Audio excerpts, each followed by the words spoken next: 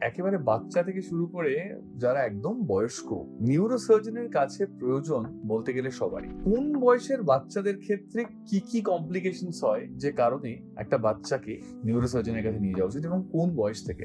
বলতে গেলে একদম ডে ওয়ান থেকে, যেদিনকে বাচ্চা জন্মালো সেদিন থেকেই প্রবলেম শুরু হয়ে যেতে পারে। যেমন ছোট বাচ্চাদের ক্ষেত্রে আমরা দেখি যে স্পাইনা বাইফিডা, মানে এটা একটা স্পাইনের রোগ, যে ক্ষেত্রে স্পাইনের একটা পার্ট, মানে হাড়ের পার্টটা ঠিকমতো ডেভেলপ করছে না এবং স্পাইনাল কর্ডটা বেরিয়ে আসছে, ওই যে গ্যাপ রয়েছে সেই গ্যাপ, এবং পিছনটা ফুলের মতো মানে ফোলা থাকতে পারে পিছনের দিকটা বাচ্চাদের। এটা জন্মের পরেই দেখা যায় এবং যদি অ্যান্টিনেটাল ইউএসজি-তেও এটা ডিটেক্ট করা যায়। তো এটা বাচ্চার মায়েদের একটা ফোলিক অ্যাসিড ডেফিসিয়েন্সি, একটা ভিটামিনের অভাবের জন্য হয়। তারপর দেখো বিভিন্ন রকমের ব্রেন টিউমারও কিন্তু বাচ্চাদের হতে পারে। আমরা দেখি সংখ্যায় কম, কিন্তু অনেক বাচ্চা আসে আমাদের কাছে ব্রেন টিউমার। তারপরে তো আছে বাচ্চারা পড়ে যাওয়া। বাচ্চারা যখন একটু হাঁটাচলা শেখে তখন কিন্তু পড়ে যেতে পারে এবং মাথায় চোট লাগে, এটা খুব কমন।